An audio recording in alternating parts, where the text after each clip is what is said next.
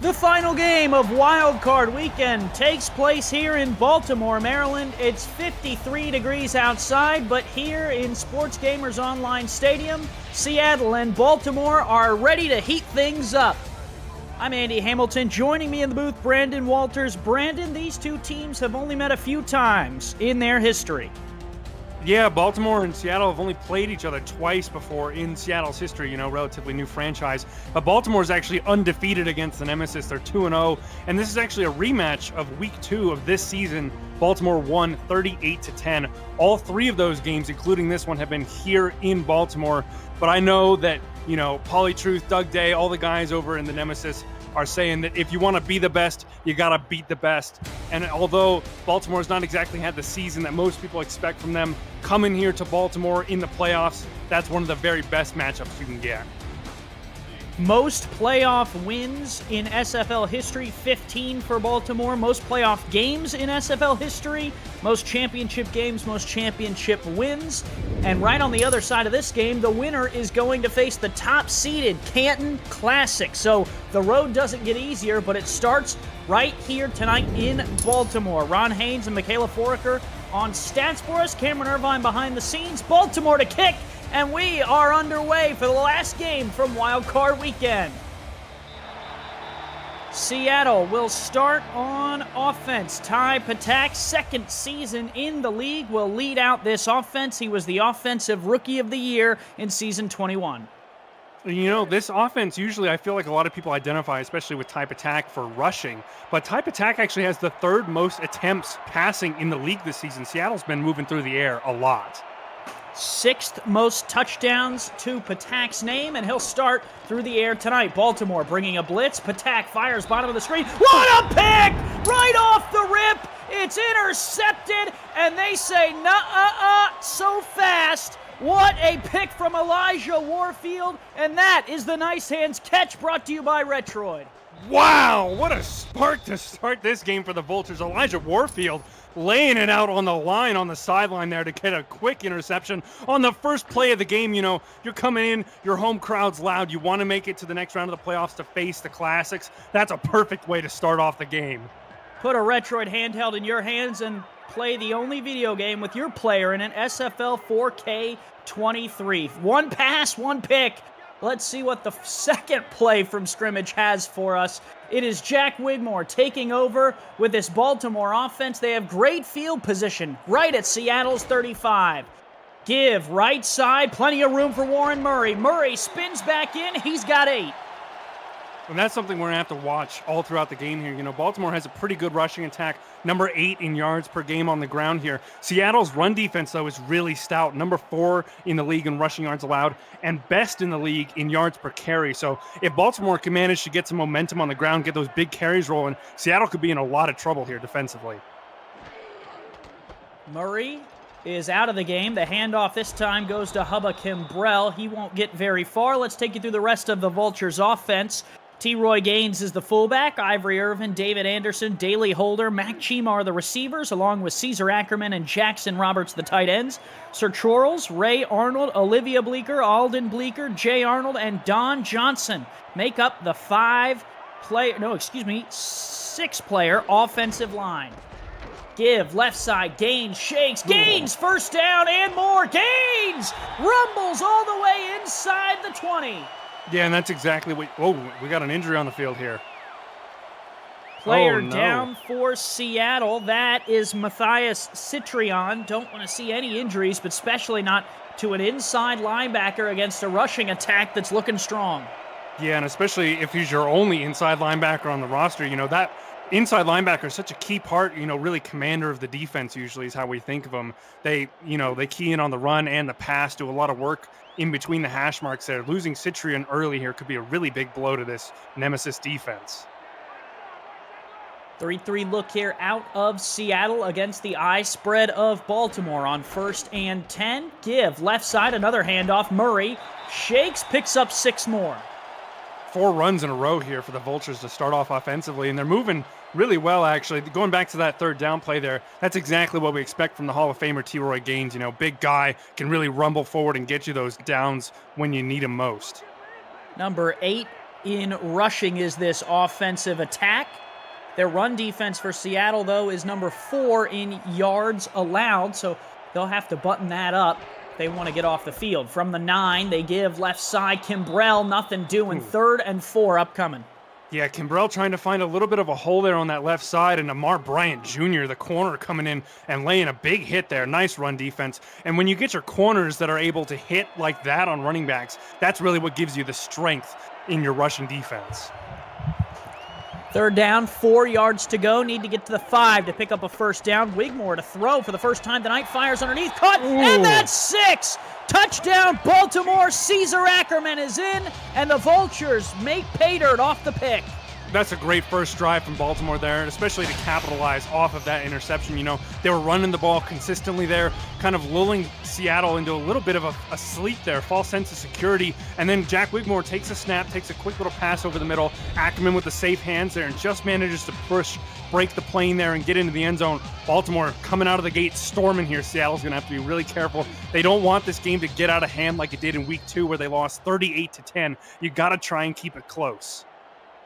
Absolutely. Here in Wild Card Weekend, just want to do your part to continue to keep the game close and make it a battle going into the 4th quarter. 7-0, Baltimore on top here early. If you're tuning in late, Seattle got the opening kick, and on the first play, they threw an interception, a diving one. Baltimore takes that the rest of the way from 35 yards out for a 7-0 lead here with 8:05 to go in the first. Kick is away. Seattle will get the ball back for their second possession. They're going to bring it out across the 10, 15, 20, 25. Shakes, able to get out to the 29-yard line. If you're new to the Simulation Football League, welcome. The SFL is football for everyone. Get off the sideline like those two gentlemen are and start your player today by joining our Discord server, simulationfl.net. Click the Join the Community button and begin your career or just meet the stars of the SFL on and off the field. It's never too late to get involved. And you know, Andy, you mentioned on the first drive, type attack 6th in the entire league in terms of touchdowns. He's got 17 so far this season, but also has a lot of trouble throwing interceptions so far this season. He's thrown 22, which puts him 18th in the SFL. Got to try and rein it in and get back under control. You can't turn the ball over again here. Historically, this Baltimore defense loves the interception. They have a lot of good players in this secondary. Shift there as Kenny Slider Jr. slides to the bottom of the screen. Patak, no shy for it. It's going to throw on the second play of the game for him, and he's got 9 yards there, completing the pass to Gus Scott. Yeah, nice pass there for Patak. You know, get back into that rhythm, take the underneath route, and let Gus Scott do a little bit more of the work there with the yards after catch. Now you're setting up a really short second down situation. You can probably hand the ball off here and expect to get that first down. Baloo Scott, she's in the backfield along with, I believe, Gus Scott there at the other back position. 2nd and inches here. Baltimore will line it up and stuff, and they're going to give the first down there to Scott. They say she got it. Yeah, not an easy one, though. You know, the Vultures' defense was really crowding up there, and when you get that kind of engagement on the line there from your defensive linemen and your linebackers, make it really hard for running backs to be able to find the holes just because everything is moving so quickly there. You know, you need to make those split-second decisions. That can be hard for running backs sometimes to see that hole. Scott in motion there, uncovered at the top of the screen. Baltimore giving one heck of a cushion. Patak looking to throw, shakes, bakes, fires, and it's off the hands of the defender, or the receiver, excuse me. Pauly Truth was there, but couldn't haul it in. Yeah, and it's no surprise that Patak is looking for Truth. You know, I think he's definitely been in the discussion so far this season to be one of the best tight ends in the league so far in season 22. You know, Lauren Percoco and James Matthew Jr. also definitely up there. But Pauly Truth, especially over the last couple of weeks, has really been a key part of this offense. 2nd down, 10 yards to go.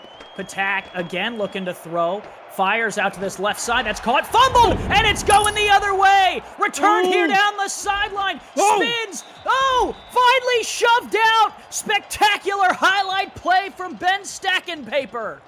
Wow. Baltimore has come out to play on defense so far this game, Andy. I mean, talk about a fantastic play there on the sideline from Stack and Paper. A nice reception by John Fullerton, but he's just not able to secure the ball there. Loses it on the hit, and Stack and Paper making moves there on the sideline. Spins out Patak, takes a shove from an offensive lineman and stays in for an extra few yards. Fantastic job from this Baltimore defense. And for Seattle, the one thing you got to try and do is avoid turnovers, and you've already got 2, and we're not even halfway through this first quarter. That's a huge problem for Seattle, and you got to try and address that as soon as possible, because if Baltimore scores again here, you could really be in a huge hole.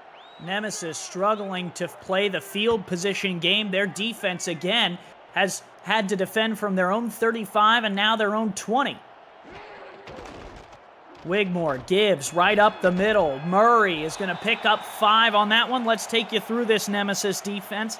Connor O'Shaughnessy, Darko Young, James Ramos, Sean Parent, and Aaron Stein are the 5 defensive linemen.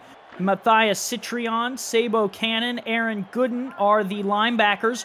Amar Bryant Jr., Daniel Valentine, Ricky Robinson, the corners. TJ Frosty, Doug Day, and Bryant James, the safeties.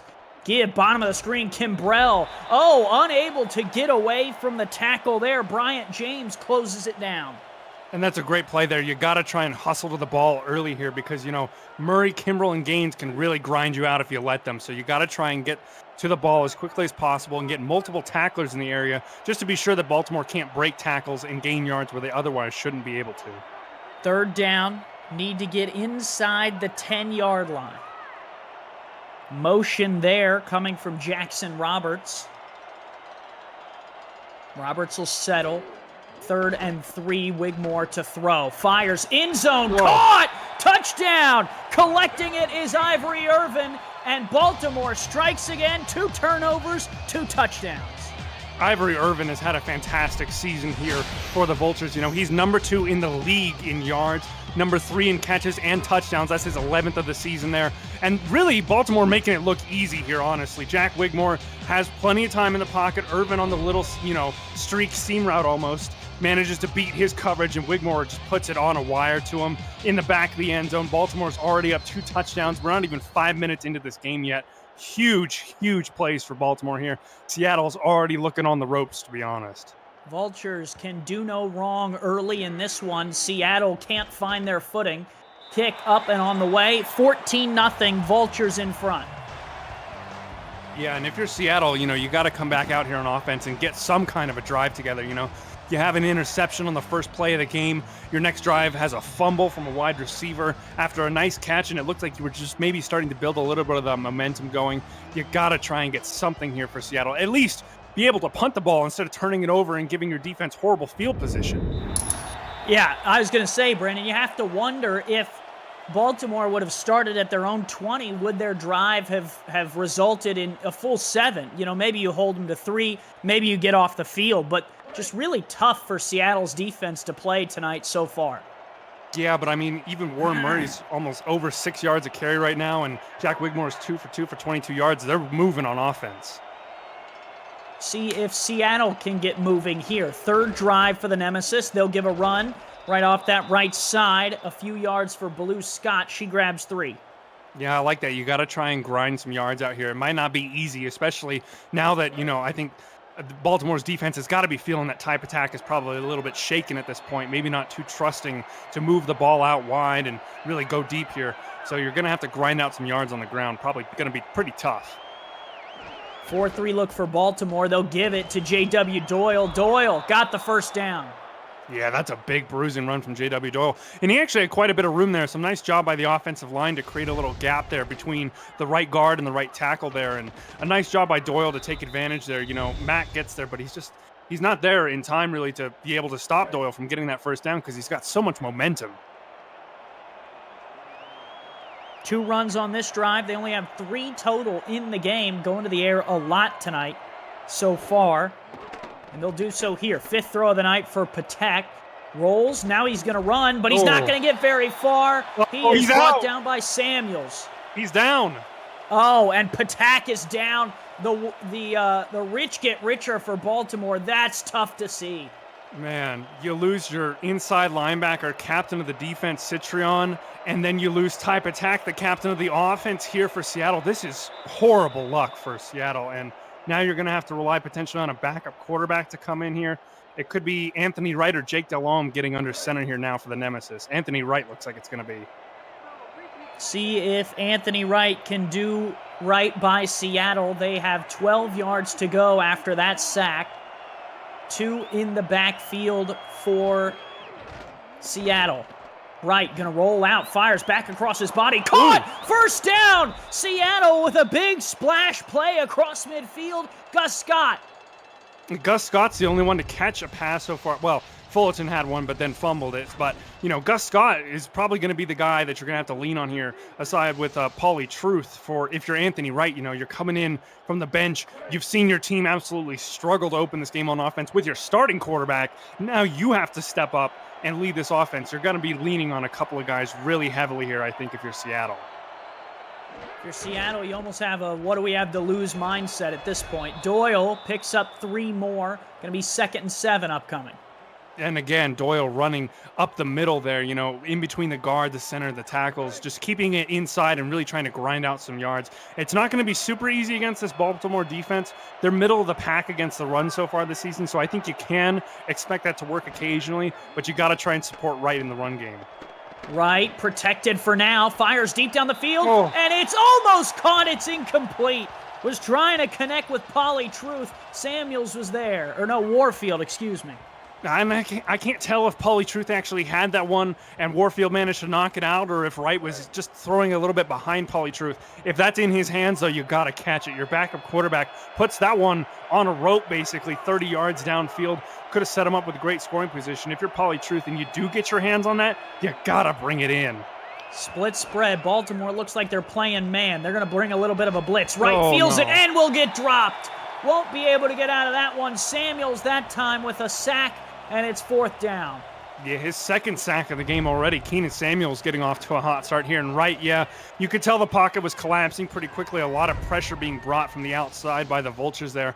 Wright felt it, but he's just not able to get away. Gets stuck on his lineman, actually, trying to get outside. And Samuels was kind of waiting for him, to be honest. Even if he gets outside there, don't think he was going very far. So they'll be able to punt this one away. 2 turnovers gave Baltimore really good field position. They're going to help their defense out a little bit. This punt is going to be angled by David Roosh, the undrafted free agent, and it'll be at the 15 is where Baltimore will take over. So the worst field position today for the Vultures. Yeah, but this is where I think Baltimore can really make it count. You know, if you can build an 85-yard drive and go score another touchdown here, make it 21-0 potentially before the end of the first quarter, this game, I'm sorry to say, could be, you know, open and closed and shut and done already. 4-4 defense for Seattle. Tight end switching from the top to the bottom of the formation. It's Jackson Roberts who will line up now, stood up a little bit next to Ackerman. Pitch left side, Murray shakes one. Murray not going to get through the second wave of tacklers. Bryant Jr. is the one who gets to him first. 2-yard pickup. A good job there on the rally tackle, but Sabo Kanan was in the backfield there and had the running back pretty much dead to rights there, just not able to get the tackle on Kimbrell. You got to try and bring him down there. You know, you need some kind of impact plays, especially now for the Nemesis defense. You got to try and help your offense out. Turnover could be huge. Wigmore fires down the seam, caught, 1st down yardage there. They ran a 4-4 against the I-Twins, and Mac Chima is able to make them pay. Yeah, it's a nice throw. And Jack Wigmore, you know, he's such a pro. When you bring these blitzes, you better hope that you get in quickly because Wigmore has this great composure. He's able to stay in the pocket well, keep his eyes downfield, and he sensed the pressure, but he was able to find Chima quickly up that seam route there, make a nice throw, get a 1st down here. If you're going to send pressure, you got to be sure that it's going to get in really quickly, or otherwise Wigmore's going to make you pay. I spread. They're going to move one of the receivers from the bottom of your screen to the top. That's Daley Holder, the veteran. 14th season in the SFL for Holder. Wigmore rolls, has all day, fires deep down the seam. It's incomplete. Was trying to connect there with Irvin again. Yeah, looking for a bit of a money ball down the field there, kind of just to throw up and tell Ivory Irvin to go and get it. He trusts him a lot here, the number one wide receiver in this Vultures passing attack. That's pretty good so far, 7th in the league in passing yards per game. So Wigmore trying to get something going down the field there, just unable to connect with Irvin.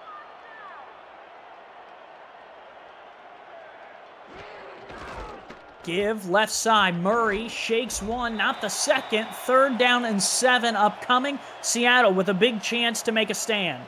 Yeah, could be huge for Seattle's momentum here. You've given up 2 touchdown drives on Baltimore's opening 2 drives of the game, but now you finally have some, decent field position starting for Baltimore in terms of defense here. And if you can get a stop here, it could show a little bit of that defensive backbone. If we can get a normal field position, we can stop this offense. Wigmore rolling. Wigmore doesn't have anyone open. Now will fire deep down the seam, and it's incomplete. Had the receiver, but a nice job coming through by Daniel Valentine to break it up. Yeah, and Mac Chima, he's a big guy. Making a hit like that to break up that kind of pass, that's very impressive from Daniel Valentine. Wigmore had all the time in the world to find someone there. And I think, honestly, Chima, he did a good job finding Chima. I think he was pretty open. Valentine really just made a great play there, putting his helmet down and getting the hit in, breaking up that pass. Seattle buckles down on the defensive side, and Baltimore will have to punt it away. Matty Coffins is on to kick this one, 4th-year man. All 4 of them right here in Maryland. Kick is away, fielded at the 23, brought out across the 30. Nice little return. Seattle's offense at the 32. The question, is it Anthony Wright or Ty Patak who will lead this offense right back out? Yeah, and if you're one of the Seattle Nemesis players or coaches, I think you got your fingers and your toes crossed, hoping that it's going to be Patak, number 11, to come back out on the field instead of Anthony Wright, because, he did throw a nice pass, 21-yard reception. Ty Patak is back out on the field. That's a big relief here for the Nemesis. So Patak shakes it off, is back in the game. The SFL has seen players come back from injury and star in big roles. Sometimes all you need is that knock to get you going. Looks like a king spread here. They're going to run out of the gun, and that is good for 4. Nice carry up the middle by Blue Scott. I like that. A little bit of misdirection here from Seattle. You get in that shotgun, make the defense think pass. They only have 4 on the line, and they're not bringing extra pressure. Then you can have that little quick draw handoff there and give your running backs, especially Blue Scott, a little bit more room to work with. 2nd down, needs 6. Give, right side, Doyle. Doyle brought down from behind. He'll get a yard before he's wrestled to the turf there by Robert Brady. Yeah, just a nice job by the Vultures defense. Everyone flowing to the side of the run there, I think J.W. Doyle, usually you want to try and get him up the middle so he can use that power and build up the momentum quicker. That time went to the outside, and the entire defense was just flowing with him. Had too many people to get through. Nickel look here for Baltimore. They're going to move Fullerton from the bottom to the top of the screen. Patak, thrown it 4 times tonight, make this 5. Patak fires down the seam, picked! Coming back the other way, right down the right-hand side, and it's an interception for Elijah Warfield, his 2nd of the night. Yeah, and that time, that's just reading the quarterback there. You saw him almost just watching Ty Patak's eyes on the right side the entire time there in that big cushion coverage, waiting on the route from Arlovsky. Had it read the entire time there. Patak, I don't even think he saw him, to be honest. And Elijah Warfield, this entire defense really is fantastic at getting interceptions. They were 3rd in the league this season with 28 in the regular season. Now they're up to number 30 for Elijah Warfield, and huge, again, starting with this fantastic field position on Seattle's side of the field again, 35-yard line. Wigmore will bring this offense back out. He's throwing 60% tonight and has 2 touchdowns. First carry goes to Murray, and it's his 6th of the night, and he meets James. Yeah, and a tough run there up the middle again, just trying to grind out some of these yards. And I like the way that Baltimore's approaching this. They've already got a lead here. You can kind of relax a little bit and really grind this defense down. Just take the stamina and the life out of them almost with these consistent runs up the middle. And then whenever they get a little bit too lazy or get it lulled into that false sense of security, Wigmore can strike. Speaking of strike, tried to do it there. Nice coverage from Aaron Gooden, and it's incomplete. 3rd down, 8 yards to go.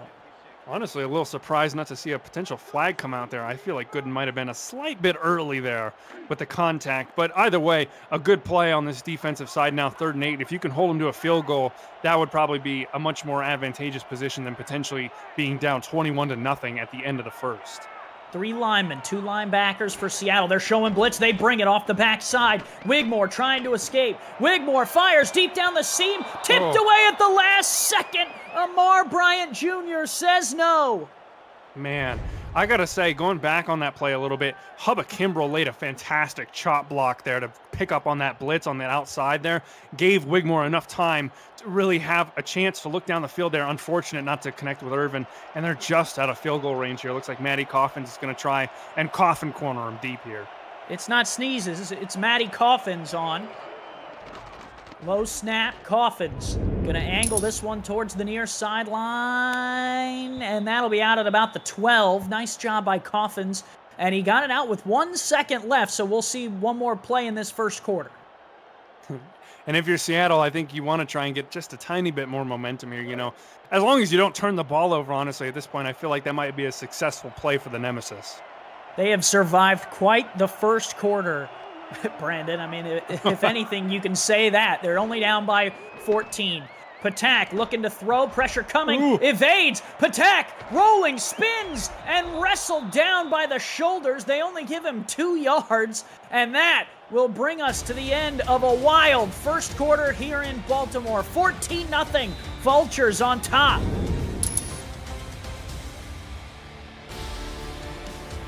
Aerial coverage of today's game provided by Dags Droneworks, aerial photography and videography services for real estate, events, marketing, and more. Learn more at dagsdroneworks.com, D-A-G-G-S, droneworks.com. And outside of that beautiful shot of Baltimore, he also has a beautiful couch that you can sleep on in the New York area if you ever go up to his home. I wouldn't know from personal experience, just throwing it out there. That feels like awfully specific information if you didn't have personal experience, though, Andy. Let's not dig into that one too much. For second down for Seattle. They're going to move Gus Scott, the only man who's caught a pass in the receiving ranks, down to the bottom of the screen and hand it off, and Scott's not going anywhere. 3rd down. To go back to that last play, the first quarter, I'll give Ty Patak this. The man has got guts. To take shots like that when you just got injured earlier in the first quarter, have to come back into the game here, you know, I think you got to take a little bit of self-concern there for your, you know, your potential injury state, because if you go out of this game, Seattle has very little chance. Patak throws caution to the wind and got the first down. He did. Wow. He has no fear. He is trying to lead Seattle back. And there it is again, you know, the guts. And I really love that play there. Doesn't see anything there. Feels some pressure early on that blind side and immediately is out of the pocket there. Just manages to get that first down yardage here. He's playing tough and playing for his team. I really respect that. And, you know, as long as your quarterback has that kind of self-belief, that mentality, and that hard go-get-'em attitude, I think it's a team has got some chance at least to win. That was like a fake slide, too. Split spread, give right up the middle. Scott, nice run here to start this next set of downs off. 6 yards there for Baloo Scott. She keeps churning the legs. Yeah, Scott's been fighting so far up the middle of the game. Just shy of 3 yards a carry right now, which is actually a pretty decent clip for this rushing attack. You know, they've actually kind of struggled a little bit sometimes to run the ball, which is weird because I feel like Seattle tends to brand themselves as more of a running team, especially with the legs of Patak. That was her longest run of the day. Doyle has a little bit better luck. He only picks up 2 or 3, though. 3rd and a yard. And that's exactly what you expect there. Coming in from that split jack set, you got a lot of heavy personnel in on the line there, and you hand it off to Doyle, let him go straight up the middle there. Gain a couple yards and make this a very manageable 3rd and 1. I would expect another run right up the middle here, honestly. Dean Jackson in front of Scott. They give it to Scott. She had to re-angle and is not going to get there. 4th and 1 upcoming. Samuels continues his incredible night. That can't be right. That's his 7th tackle of the game.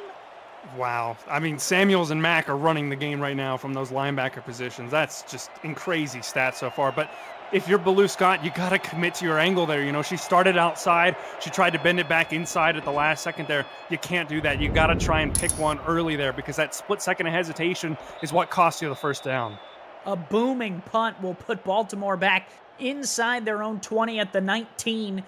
And man, Keenan Samuels, 7 tackles, 2 sacks to start this game off. We're not even midway through the second quarter. I mean, the Vultures defense has been dominating. The Warfield's got 2 interceptions, and Mack has 5 tackles as well. You know, those 3 have really already put their stamp of authority on this game so far tonight. They've been fantastic. Lights out on defense. Keenan Samuels, 6 sacks coming into the game. He's got 2 tonight. This throw picked! Amar Bryant Jr. strikes, and Seattle's right back in it. And that's exactly what they needed for the Nemesis. You know, you need a big turnover here to get the momentum going back in your way there. And a little lurk there. Bryant just sitting under in the zone there. The route breaks over him. Wigmore thinks he's got a little bit more room there than he actually does. Bryant read it the whole way, kept his eyes on Wigmore, gets a nice pick. And now, for the first time in this game, Seattle has great field position here. If they can make this count and get a touchdown, could be huge. They'd be right back into this game. Their defense has kept them in it to this point, doing everything that they can to keep Baltimore out of the end zone on a couple drives here in a row. Now, can the Seattle offense capitalize on Amar Bryant Jr.'s interception on Wigmore? Patak dropped, short drop, maybe nothing open, now finds something, fires, and it's picked. Intercepted by Stack and Paper, and Baltimore takes it right back, and there's going to be a late hit too. We're playing hot potato here in Maryland, Andy. These teams seemingly do not want to keep hold of the ball. Face mask there is going to bring Baltimore all the way out to the 35. You know, even when you get an interception in the end zone for a touchback, Baltimore still manages to get some nice field position. Gus Scott, you can't do that, man. I understand you're feeling the frustration there. You had a great chance to score, and it's ripped away from you like that. But, you know, that's just unsportsmanlike. You can't go after someone's face mask in the end zone when he's down on the ball like that. To be fair to Gus, he's not used to tackling here, Brandon. So they're asking him to do something he's not used to. How many? 1, 2, 3, 4, 6 people on the line for Seattle. 2 linebackers, and they're playing one-on-one on the outsides for certain. Wigmore to throw, fires across the middle. Caught. Doug Day with the tackle. 8-yard pickup there for Caesar Ackerman. That's a great play by Wigmore. He sees that there's 6 people on the line there. He knows he's going to face a lot of pressure. And those outsides, you know, it just takes more time for the ball to get out to those wide receivers than it would for one of your tight ends. So he has Ackerman run that really short route right over the middle. An immediate dump off there, avoids the pressure, and gets them 8 yards basically for free. Only 3 down linemen now. They kind of back out of it. Give, right side, Gaines. Gaines shakes, bakes, has the first down.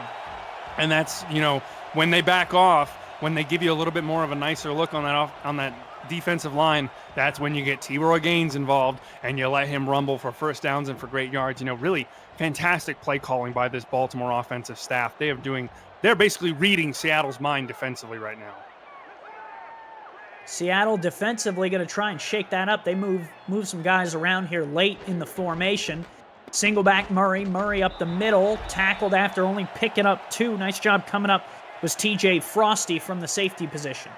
Yeah, good tackle there. That's what you need from your safeties. But to look at this from a little bit more of a bird's eye perspective here, you know, Matthias Citrian has still not come back into the game for Seattle. They're missing their defensive quarterback. That means backup Max Yates is having to lead this defense here. And it seems like Baltimore is just able to predict what he's trying to get done. Intercepted. What a wobbler. Valentine takes that one away. No love lost for Wigmore, and it's all hearts for Seattle's defense. Their second pick in 2 drives. Oh, a great rush there on the outside. This time they finally managed to get the pressure in before Wigmore's ready to get the ball out quickly there. Didn't have a hot route to dump it off to, and, you know, Valentine, just Johnny on the spot there. The ball is wobbling like a dead duck out in the air there. Great job by him to get low down and pick it up basically just before he gets on the turf. We have 6 turnovers in this game, Andy. There's still plenty of time left, Brandon. Patak looking to throw, checks it down. Whoa, I thought he was going down to the back. He checked it all the way to the outside to Fullerton, who can't hang on. Yeah, unfortunate there. I thought too he was going to try and go for the running back dump off there. Instead, Fullerton was running that really quick out towards the sideline there. And Patak, I think, just threw it a little bit behind him, not really able to lead him far enough towards that sideline. A little bit of timing miscommunication there. Seattle's got to try and get a little bit more momentum here. More momentum. Ty Patak is 2 for 7 right now. Looking to throw for the 8th time tonight. Patak rolls in the pocket. Kind of got that Michael Vick stance with the ball in one hand. Now going to run for it. Patak spins, and he's short. It's going to be 3rd and 4, but he's trying everything he can do to not give the ball away while also making a positive play on the ball. Yeah, and I think he's going to have to get his legs involved to do that. You know, going back to Patak's stats real quick, he has more interceptions than completions, Andy. 3 picks, only 2 completions so far passing. He is the leading rusher for Seattle so far tonight. 3rd and 4, looking to throw it again. Feels a little bit of heat, fires deep down the seam, and it's off the hands of the defender. It was a nice job by the safety coming over to try and make a play on it, but Bolt couldn't bring in the pick. Yeah, Bolt, I appreciate the fact that you got the 3rd down break up there and you're going to get the ball back anyways, but honestly, I don't know how much you should celebrate. I think he had a great shot to get another interception there, and I think getting 4 picks on Patak in a quarter and a half could really shatter this offensive psyche for the Nemesis. Roosh is on to try and pin them deep, and Seattle off of 2 picks comes away with 0 points, and Irvin can get it out to the 16, and that is where Wigmore in this offense will come back out. And again, now they've got a chance to make one of these long drives count, you know, really burn a lot of clock, get this defense tired. And, you know, I would say just try and pound the rock, honestly. Wigmore has been okay so far, 4 of 10, 44 yards, 2 touchdowns, but also 2 interceptions. And those 2 interceptions being on his 2 most recent drives. I think you got to try and get back to the run game here and settle back in a little bit. He's 4 of 10 today. They'll give it to Gaines. Gaines not going very far, ran right into Aaron Gooden. Yeah, but if you get 3 yards like that on your first run, you know, 3 yards will basically almost certainly get you a first down every time. So I think if you can really just guarantee that you can run up the middle like that and get a few yards every carry, that's really going to be the way to grind through this defense here for Seattle. Get them tired out, and then you can really try and hit them over the top with Wigmore. Wigmore looking to do just that. Feels the pressure and is evaporated. Sean Parent says, "I'm dead tonight," and brings him down inside the 15. Sean Parent, great sack, but I think Warren Murray's got to be pretty angry right now because he laid a great chop block again to deal with the blitz there, and Wigmore just holds onto the ball too long there. Parent's able to get off his block on the center there and is able to penetrate the inside of the pocket, and Wigmore is just not fast enough to get away there. And really unfortunate there. I think they were set up pretty well for at least a shorter 3rd down. Instead, now you got 3rd down and 12, and Wigmore is going to have to go to the air, and Seattle might have a chance for another interception.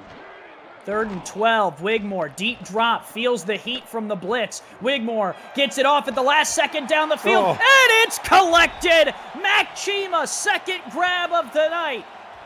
Chima's been leaned on a lot here by Wigmore. He's actually the leading target getter right now for this offense. This is his 5th target, only his 2nd catch. But, you know, again, that's the 2nd time now we've seen Chima go on that long route, the inside post across the middle of the field, left to right there. Last time it was broken up by Valentine laying a big hit, but this time Chima manages to hold on.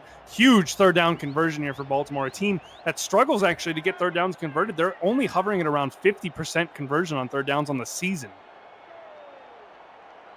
And they move the chains, move the ball all the way up to their own 42-yard line.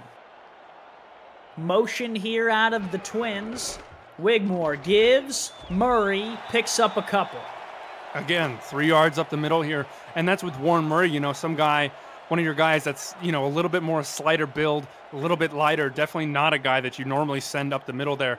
And if you can get those kind of yards up the middle and just grind out this defense, you know, that's going to be really successful, I think, for Baltimore in the long run especially.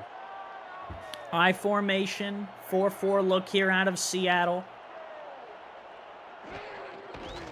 Give, right side, Kimbrell. Kimbrell struggling, and Doug Day wraps him up at the line of scrimmage. Yeah, he was fighting to get those yards there. You know, you saw a couple swim moves just trying to get around these blocks, but really great job by the Nemesis defense to swarm to the ball there. You saw at least 4 Nemesis defenders on the line of scrimmage on that right side trying to get there, and Doug Day's able to wrap it up quickly here. 3rd down again. Seattle's defense has got to try and stiffen up and get them off the field here. Bunch formation, 3-2 look here out of Seattle, showing a late blitz, they'll bring it. Wigmore rolls the other way, fires across the field, Irvin's there, and another first down for Baltimore. And that's where you feel the loss of Citrian a little bit there in the middle of the field there. Irvin's able to run that little in route over the middle there. Wigmore rolls away from the pressure. Good choice by him to give him just that little bit of extra time that he needs. Throws it right over the head of one of the defenders there. That's Doug Day. Really unlucky there not to be able to get his hands up on that one. And again, Baltimore manages to convert a third down. Really great job so far from them to build this nice, consistent drive. Second grab of the night for Irvin, 26 yards for him. Haynes and Foraker and the stats truck have it on the money. Wigmore across the middle, tipped and incomplete. It was one hand flying from Frosty, and it was just a little too cold to catch that one. Yeah, and we've seen these safeties get involved on a couple of plays back-to-back now. You know, Doug Day had two, and now Frosty with the pass breakup here. Safeties getting involved, and that's really, I think, what you need to see from this defense. The secondary's got to try and wake up here and get a big impact on Wigmore and this passing attack especially. Baltimore outside of field goal range. Split spread, Gaines going to adjust out. Seattle matches that by moving the linebacker out. Give Murray stone cold stuffed after picking up a couple, 3rd and 5. Yeah, again, just grinding up the middle here. Baltimore really doing a nice job sustaining this drive here. Now you got 3rd down and 5. You could even possibly think about running the ball here. I think Wigmore's probably still going to go to the air, try and get it that way, just because Seattle's defense really shaky against the pass. They are the worst in the league in terms of yards given up a game at over 260. Only 86 tonight so far for Wigmore. He'll roll. He'll look to throw. Stands, fires deep across his own body, and Doug Day almost picked it off. And Irvin's down now. Wow, another huge injury. That's the 3rd one we've had now. Patak came back in, but if Irvin goes out, that could be a huge mover and shaker for this Vultures offense that's out. You know, he's the guy that Wigmore really relies on to move the ball through the air here. And considering that Seattle's weak against the pass, the air is probably the preferred method of attack for this team. So big loss for sure here. And Baltimore's going to have to come out and try and pin him deep here with Coffins again.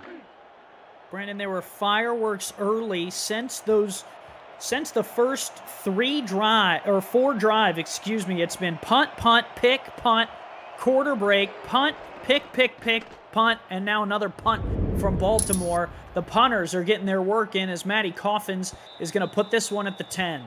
It's a lot of peas. Yeah, What's that tongue twister? Pickled pepper something. I don't know. There's a lot of P's going on there, punts and picks, and I think that really goes to show, you know, Baltimore had great field position on those first 2 drives. They were able to quickly punch in some touchdowns, but as soon as you take that away, you know, they had one other drive that started on Seattle's half, and they turned the ball over there, or actually they punted the ball, excuse me. So really been struggling to get consistent drives going, both these teams. Start on the ground. Baloo Scott picks up 2, and that'll take us to the 2-minute warning here. Seattle trying to fight their way out. Baltimore on top by 14.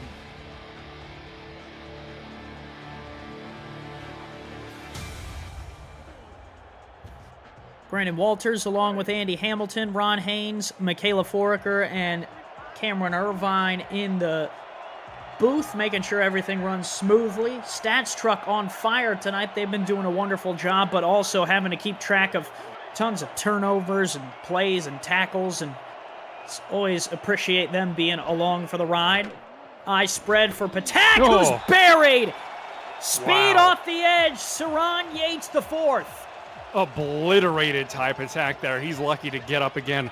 And, you know, Patak's really showing off a lot of that grit, getting injured early in the game. And, you know, since he's come back in, he's taken another 3 or 4 huge shots from this Vultures defense. Thankfully for them, not taking him out of the game again and having to force Anthony Wright back in. But you can't take those kind of sacks. They're drive killers. And the one thing that Seattle needs more than anything right now is a drive for some points, man. Empty formation here for Patak. They'll shift a receiver. That's Fullerton, who's been targeted once tonight, down to the bottom of the screen. Stadium is loud now. Patak drops to throw. Yates on him. He slings it sidearm, and it's incomplete. Yeah, great job by the interior line. Yates again getting some pressure as well as off that right side edge. There was 2 free rushers coming after Patak there. Didn't give him any time to set his feet. And when you're trying to go 13 yards down the field at minimum, that means that you're when you're offset, like off platform, you're just not going to be able to get the power and the accuracy combined there to make that throw an easy one. Nice job to get Patak under pressure, force an incompletion. Roosh is on to try and punt this one away. He puts the boot to it, and it'll come down around the 50. Holder with the return. Holder, nice return inside the 45 to the 41. Yeah, nice return. And again, Baltimore gets the ball here on Seattle's side of the field. 1 minute and all 3 timeouts here in the half to go try and add on even more to this lead, And I think they've had a few times now where they could have added on to this 14-point lead and really put this game out of reach, possibly even in the first half. Not been able to capitalize since the early part of this game. But now if you can finish off this half with a touchdown, we have to remember Baltimore gets the ball back to start the second half too. So this could be a huge set of drives here for Baltimore if they're able to punch it in. Tall task for Seattle's defense. They've had some good drives here on the defensive side, but can they have another one? Wigmore will roll. Wigmore fires back across his body. Oh. Caught! In coverage, it's caught. Daniel Valentine was there, but it's hauled in, and Baltimore will take a timeout. Man, Andy, I thought Valentine had his second pick of the interception there, or his second interception of the game there. I mean, I thought for sure he got there ahead of Chimo. Nice job by Wigmore to fit it into a tight gap there for sure. And a nice pass to start off the drive here, get a little bit of that momentum going. And Baltimore really looking in position to score at least a field goal on this drive now. 3 receivers wide. They'll bring an extra man. 4 on the blitz. This thrown backside. Caught again. Holder inside the 15 and out of bounds. Dangerous pass there, though. There's a lot of Nemesis traffic on that right side, and Wigmore was throwing pretty far out, to try and hit that out route there from Holder, but just another great throw there. Manages to time it perfectly, so there's almost a natural pick there. Doug Day, I think, got caught up a little bit on one of his own teammates and was unable to really keep that tight coverage there and just timed it perfectly. Wigmore really, I think, on this drive, 2 great passes in a row here. If he can punch it in, could be a big statement to end this first half. 3 wide, 3 down linemen again out of Seattle. Wigmore rolling to the right, protected by Murray, fires to the end zone, incomplete, couldn't connect there with Mac Chima. Yeah, he wanted Chima there for sure, and Valentine has been tested a lot in coverage here. He's got an interception to his name so far, so definitely, holding up his end of the bargain as one of the corners here, shutting down whoever he seems to get matched up against. And considering that Ivory Irvin is out of the game, at least for the moment, has not returned yet with an injury of some kind, I think you got to try and look at Mac Chima to step up and be that number 1 receiver in his absence. Also may see more time from David Anderson. Wigmore fires backside. There it is! Valentine off to the races! 30, He's got it! 40! He's across the 50 with a lineman in tow! Valentine may not be touched, and Seattle says no double up! Points for us! Nuh-uh-uh! The Nemesis put up 6. No, Nemesis to end the first half here, Andy. A fantastic play on this defensive side. That's exactly what Seattle needed to get that momentum. They've been struggling all game to do anything offensively, especially. The defense steps up and says, fine, we'll do it for you guys. We got you this time. Valentine with his second interception of the game, and this time manages to run it all the way back. That's at least like 80, 90 yards on the ground there. Fantastic job by him to get all the way down the field. Now you cut the lead down to only 1 touchdown going into the half here. I think you got to feel pretty good about the Nemesis side of things here. Your offense has, quite frankly, stunk so far to start off this game, but you're still close. You're still always in it. It can only take a couple of drives, and you could potentially be on top here in Baltimore. Ron Haynes says that was a 93-yard interception for a touchdown. They only have 73 yards of offense. That was 20 more yards on the pick 6 right there. And that's exactly what we're talking about. I mean, we're talking about a team right now that has only 3 completed passes in an entire half, Andy. The offense has really struggled. You're going to have to see more from them in the second half especially, but if you can get help from the defense, any little bit could be the decider for this game. Kick is away. Return here out across the 25. Have you ever wanted to be a play-by-play or analyst broadcaster for the SFL? We're looking for passionate SFL participants or viewers like you to join the team for the next minor league season kicking off next month. Visit simulationfl.net/broadcasting for more details on how you can get involved and get your voice on the call like Brandon and I are tonight. It all starts with getting your name in the pot and getting started, and the SFLM is a great place to do that. Absolutely. I think my voice might be going, though, Andy. You might be the only one here in a little bit with all the yelling we're doing. Yeah, you're not wrong. Wigmore to throw for the 19th time tonight. Fires. Chima caught. Yeah, and Baltimore's still got two timeouts to use. They're going to use one here, so you still got one timeout in 30 seconds. You know, try and maybe get back down the field and kick a quick field goal here and, you know, retain a two-possession lead going into the half. Could be big for Baltimore, but, you know, Andy, I think we have to stop and acknowledge here, there's been 7 first-half turnovers here in this game. This has been a crazy game. 3 picks for each quarterback. You hate to see it, but man, has it provided some fireworks. Holder will move to the bottom of the screen. Look at the cushion. Seattle is playing blitz. Look, they're going to bring everyone. Wigmore throws, caught, and Ackerman, that's Roberts, has the first down, and the last timeout for Baltimore, they're in Hail Mary range. I thought for sure that they were going to go to Holder or Chima. They were having insane cushion, like 10, 15-yard cushions from Seattle, clearly playing a bit of prevent defense here to try and stop them from getting in any kind of offensive range. And instead going quick over the middle there. Honestly, a bit of a dangerous pass, but nice job by Roberts. You know, the number 2 tight end here in Baltimore comes up with a pretty big catch. Looking to throw. Wigmore fires down the seam. Caught inside the 30 at the 31. Yeah, do they hustle. have time to spike it?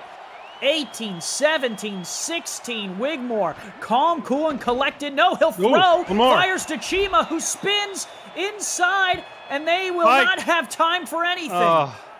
No, they're just not gonna take the time to spike here, get a field goal. Could have been big to get the they're just not gonna be able to get the special teams unit out.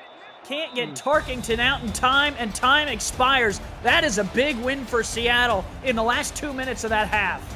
Yeah, that was scary. You know, I think Baltimore really has got to be a little bit sad not to be able to get that field goal off for potential 10-point lead going into half here. But wow, I think we just got to catch our breath, Andy. What a half! Yeah, had a little bit of everything there. We had interceptions, we had fumbles, we had pick sixes, we had touchdown passes. Didn't have any touchdown runs, but that's all right by me. Man, what a game. It was Valentine there as you see the pick six that put Seattle on the board. They were down 14-0 most of the half, but were able to strike right there at the end to cut it to a single-score lead. Yeah, and I think for Seattle, going into the halftime locker rooms here, you know, the defense has got to be feeling like, hey, we have done a lot for you guys to keep this game anywhere near close right now. We've put up all the points on the board for our team. Offense has got to step up and do something. Attack the running game. Got to try and get something moving here on the ground because Baltimore so far tonight has absolutely shut them down offensively, and you can't have that. Valentine, 2 interceptions and a pick six, though. Definitely player of the half for me. Yeah, he certainly has kept Seattle in it on his side. The 2 picks, you really wish if you were Seattle that you could have turned one of those earlier interceptions from Amar Bryant Jr. or Valentine into at least a field goal. Then it would have been 10-14 with that Valentine pick. I guess Daniel got tired of watching his offense not turn the pick into a score. Yeah, but I mean, hey, Baltimore gets the ball here to start the second half. You know, if they can get that offense going again like they were at the end of the first half, could be big here to get another touchdown on the board, potentially go up 21-7, reestablish that 14-point lead. Vultures will start with the ball here in this second half. And the return coming down here to the bottom, across the 35-40, and tackled from behind there at the 42. Good field position for Wigmore in this offense. Yeah, that was dangerous for sure. Mark Fields there, the backup outside linebacker on the tackle, but that's dangerous there. You can't let special teams have an impact on this game if you're Seattle. You know, you already have enough issues as it is. Just trying to close this game back up here as we're going to get a look at the injuries. Yeah, lots of injuries to report on. Irvin, dislocated finger, and Citrion, a strained elbow. We probably will see Irvin. We might see Citrion. And Patak, not even on the report. He's back out there good to go. Yeah, I think Patak rubs some dirt in it, and he's good to go. And he's been showing off a lot of that toughness. But I think if you're Seattle, you really want to try and get Citron back. Quarterbacking that defense. I know he's questionable, but you might have to ask him at some point. Hey, we need you out on that field. No matter what you can give us, you got to get out there and give it to us. This is the playoffs. Yeah, win in advance, lose and head home and stare down a long offseason. No team wants to do it, but one of these two teams is going home tonight. Wigmore will give the delayed handoff. Oh, Murray met in the middle of the field and dropped. James got there. Yeah, man, a strong safety lurking that close to the line there. Really aggressive look from this Nemesis defense there, and he absolutely blew up that run quickly there. Nice job from the Nemesis defense to start off this drive here with a nice only 1 yard gained on the rush there. 2nd and 9 here. Got to try and get another nice defensive series here if you're Seattle. 3-3 look here out of Seattle. Eye spread. They'll shift gains to the right side. They'll run to the right side. Murray, though, is met and dropped. Sabo Cannon and Doug Day combined for the tackle.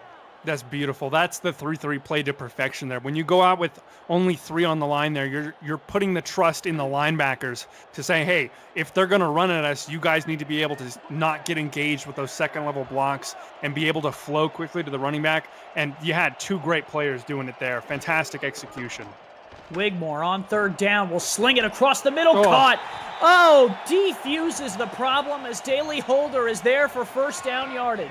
Man, again, Jack Wigmore in this offense is living on the edge here. They run the ball a lot on the 1st and 2nd downs, and then that kind of forces Wigmore to go to the air on 3rd downs here. So far, he's doing a pretty good job. Nice one-handed catch by Daley Holder. Really good job there. But, I mean, you have to look at Baltimore's 20th in the league coming into this game in 3rd down conversion percentage at 50%. They really do have some big issues in terms of converting 3rd downs here. If you're Seattle, you got to try and clamp up and get this team off the field. Oh, man, nothing there. Murray struggled on that one. Bryant James, again, the strong safety in on that one. He's got 8 tackles tonight, 2 on the drive. Yeah, this feels like a second-half adjustment coming out from the Nemesis. You see it again. Look, James on the left side there is lurking literally closer than even a normal linebacker would. He's basically playing the linebacker spot along with Doug Day. They're bringing the safeties right into the box here. Wigmore, pressure coming, evades and throws, and deflected at the last second. Dougie Day says, put some cream in the middle of that Twinkie for you. No completion today. A fantastic play by Doug Day, and that's exactly the problem, really. When you talk about bringing these safeties this close into the box, you're really asking them to be able to track back quickly and play that pass defense if it isn't a run. Doug Day did a great job backpedaling there, getting in the throwing lane quickly there. But that's the danger that you're going to have on this Nemesis defense. Those safeties that are coming up quick, like Doug Day is right now, are going to have to be able to get quick, back super fast. It's a quads look out of Baltimore. Day's going to come on the blitz. Wigmore feels it and rolls to his left. Fires deep down the field and overthrew everybody. Incomplete, just a little too much juice. Missed it from Jack Wigmore. He had 2 receivers down there and only 1 Nemesis defender in the area to cover 2 people. 2 into 1 is not going to go for the defense there. And if Wigmore connects, has a little bit more accuracy, that's a 1st down and goal for the Vultures, potentially even a touchdown. Instead, got to punt it back to Seattle. Coffins again with a chance to pin this Nemesis offense really far back in. Seattle moves back. They didn't come after that one. They're trying to set up for a little bit of a return. This one's going to bounce at the 9. Oh, really good Coffin corner punt. It's out at the 7, and that is where Seattle will take over, but their defense does get a stop to open this second half. Big from the defense to get a stop there. Not the turnover that you might hope for to really get that momentum going, but still coming out in the second half here, showing a little bit more of that defensive backbone that they've, for the most part, had so far in this game. They've really stiffened up after those 2 early touchdowns, but now, great punt from Coffins and the special teams unit, great execution. Now Patak's going to have to work from the 6-yard line. What adjustments has number 11 made at the break? They'll start with a handoff up the middle, and that is a solid run from Baloo Scott, a pickup of 7, which would be her best of the night. And that's exactly what they need there. Baloo Scott's only had 23 yards on 8 carries now, including that one. Still short of 3 yards a carry right now. Doyle is doing okay, but hasn't gotten much, and Patak has struggled, honestly, to get much yards going on the ground with his legs. So I think you really do need to try and get that running game a little bit more juiced up here in the second half. Give right side. Doyle picks up a couple. 3rd and inches upcoming. I don't know if I like the choice there from Doyle to keep trying to bounce outside there. You know, you're a big guy. Just put your head down and go through the middle and get that, you know, that first down yardage. He's 6'2", 230. That's a big guy. And if you put your head down, I guarantee you could probably get at least a yard for free.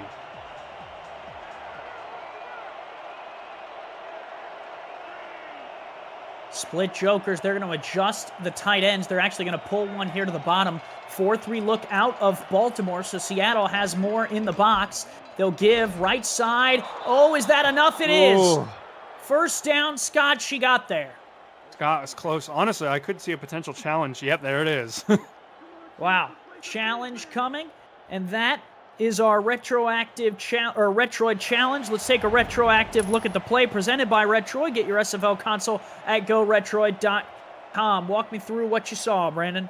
I mean, it's going to be close. Baloo Scott, I'm surprised they used her instead of J.W. Doyle there on that short yardage situation. Got a bit tangled up on the guard there. That it's might close. have it. I think it's close. I want to see that. Yeah, the side view here might give us a little more. Ooh. That right arm is a little bit further forward there. It depends whether or not they think that the forward progress was enough there, but either way, it's going to be really tight here. They are going to overturn that. Baltimore not charged a timeout. The Vultures and Thomas Patter, did he win their challenge? And Seattle is going to probably be faced with a 4th down. Yeah, great play by Frank Smith there to, you know, get to Baloo Scott quick enough to prevent that first down there. 4th and inches here, you know, you might even potentially, a super aggressive coach could potentially think about going for it and trying to get those couple inches. Instead, Seattle's going to play it safe and try and get another big booming punt here. Roush is on. Baltimore came after it. Punt is away. This one will come down around the 45, and Holder will bring it out to the 48. Back here at Sports Gamers Online Stadium here in Baltimore. Check out sportsgamersonline.com or check them out on YouTube and see why millions visit their website and YouTube channel, sportsgamersonline.com. And again, Andy, look at the field position here. Baltimore gets to start 2 yards away from Seattle's half of the field here. And it feels like basically every other drive for Baltimore in this game has started in Nemesis territory. Yeah, Vultures have had the luck of the draw this game so far. Seattle trying to turn the tide. 6 on the line again for the Nemesis. That actually, 6. Give right up the gut. Murray met the wall, and they gave him 3 on that, and it looked like he maybe got 1.5. Yeah, and again, safeties. You saw 44 Brian James again creeping up. That time his partner was not Doug Day. It was the backup linebacker, Max Yates, who came in for Citrian, who was on the other side and ended up getting that tackle there. But again, really aggressive looks here. Look at this. Looking to throw, Wigmore. Pressure coming, Ooh. and he's dropped. Parent again is going to get home, his 2nd of the day. This Seattle defense has really been quite good. You know, they've been asked to do a lot in this game here. Sean Parent with his 2nd sack of the game, getting into Wigmore again there. Really, you know, it's any time that they're able to get a little bit of delay from Wigmore, not be able to get any kind of immediate throw, like a dump off, they're able to get pretty decent pressure there. You know, Wigmore has had some good blocking and has been able to go down the field a decent amount, but whenever Seattle's able to get some early pressure and their corners hold up for just that split second, they have been able to get into the backfield and pressure Wigmore. Pressure coming. Wigmore going to throw. Tries to avoid it. Is going to fire back across the backside. And it's caught! Able to slip the defense was David Anderson. First grab of the night for him. Yeah, talk about an unlikely candidate there. David Anderson, you know, only his first target of the game here, and really the number 4 receiver in this offense, but Ivory Irvin is out right now. You're going to have everyone else step up a little bit more, and a great job from him there. You know, you got to take advantage of the opportunities that you get when you get them. Great job from him there to really move the ball down the field a lot here for Baltimore, and they got to capitalize. You know, we talk a lot about Baltimore having these great field positions. They still have only got 14 points. And that was tough. Amar Bryant Jr. looked like he was trying to cover 2 receivers at once. And obviously Anderson was the one he was willing to let try and make the catch. Pitch, right side, Kimbrell. Kimbrell going to pick up 7 on that one. A solid run there. I think it's a good idea to try and go outside. I think Seattle's really been reading that interior run game with those 6-man fronts, bringing the safeties in a lot closer into the box. They've been trying to shut down those runs up the inside there. So take a little pitch outside there, catch the defense off guard, and you get 7 yards for your trouble. Great play there on first down. Sabo Cannon on the tackle. Now, 5 down linemen, 2 linebackers, 3 linebackers. Give, left side. Murray getting close, but not quite getting there. Yeah, fighting for it, though. You saw the spin move there, really trying to squeeze in to some really tight holes there in between his blockers. Unable to get that first down, but a nice gain of a couple of yards there. Just keep that forward momentum going. Don't let yourself get caught behind the line of scrimmage and stall out the drive. 3rd and 1 here, really heavy set. I would not at all be surprised to see T-Roy Gaines get a carry here. Give. It's Kimbrell. Kimbrell stood up by Valentine, and he's not going to get there. Valentine makes the play. Man, Valentine and Bryant Jr., I think, were both in on that one. Great job from the defense there. So close to that first down marker for Kimbrell, but not able to get it. Instead, you got to bring on the field goal unit here and only take a 10-point lead. Shark Tarkington, the 12-year player, up and through. He was Special Teams Player of the Year in Season 19. Shows why. Capping that drive. And the first points for Baltimore in a long time. It was a 7-0 run for Seattle. And now the Vultures make it 17-7 with that field goal. Yeah, and I think that's why Baltimore can go away with that drive, still feeling pretty good about it. They didn't get the touchdown, but they did manage to score points, and that's something they haven't done since, the first half of the first quarter. So it's been a long time coming for them to finally be able to get some points up on the board. They've struggled with turnovers a lot more in the last few drives. So being able to just get something on the board here, get a little bit of that momentum going again on the board here. If they can get another stop on Seattle and get the ball back, you could look for them to even add a bit more to that lead. SFL playoffs roll on next week with the quarterfinals starting on Saturday at 6:30 Eastern. We're going to give you the schedule for the SFL quarterfinals in just a minute. Canton, Florida, Minnesota, and D.C. host wildcard winners and continue their quest for a championship next weekend on SFL YouTube. Stay tuned for those matchups.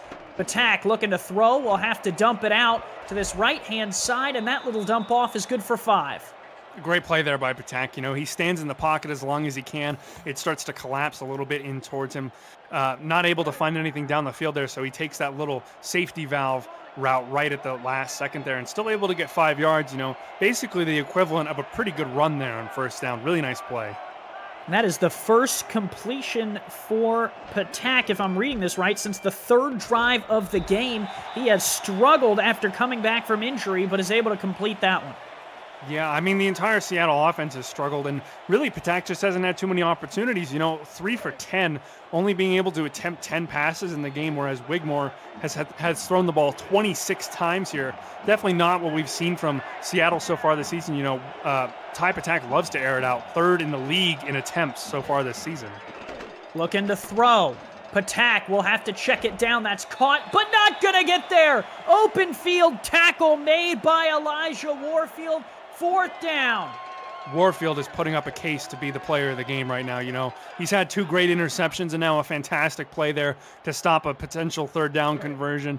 And that's a huge stop for this defense. You get the ball back and now a chance for Baltimore to continue building on the momentum and make this lead really pretty unassailable.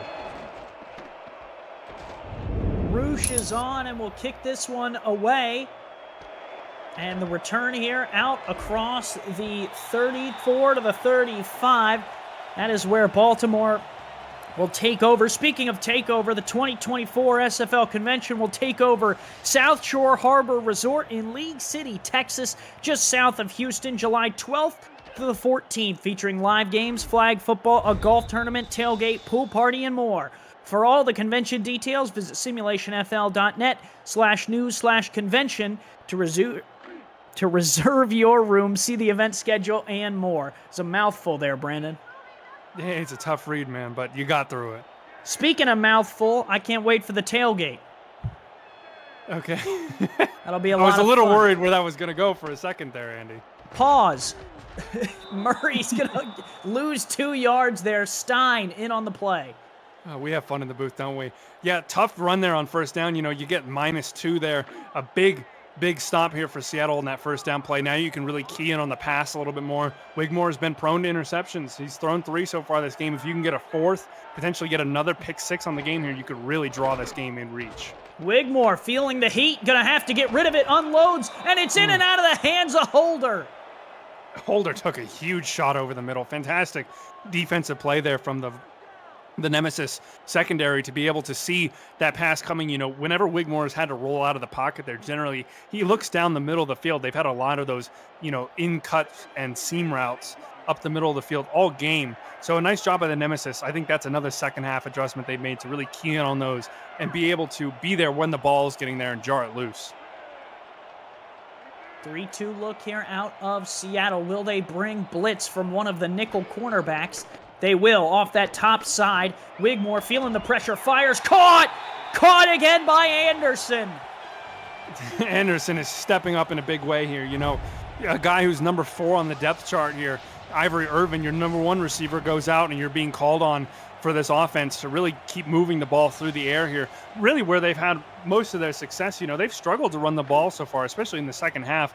You know, Seattle's done a really good job of locking up, being aggressive on defense here, but that's when it comes back to bite them through the air. They get a lot of these long completions. 2 receivers wide. Baltimore, another first down will give. And nice job by Dougie Day stuffing Kimbrell for 2. And again, you know, safeties stepping up into the box, getting up close there and saying, we're not going to give you these routes up the middle here between the guards, the centers, and the tackles. If you're going to try and run the ball, you got to pitch it out. And we have faith that our guys can, you know, really swarm to the ball in that kind of situation. But under no circumstances are you going to get room up the middle to run the ball. Another run will bring up a couple, and Murray will make it 3rd and 6. And again, there that time it was a linebacker who got outside there, but that was facilitated because Doug Day immediately bombed the gap there that Warren Murray was trying to get through, and you know, just really contains him because that split second of hesitation, they've got to slow down, lose all the acceleration they're getting there. That little bit of hesitation is what gives your teammates the opportunity to get in there and make quick tackles.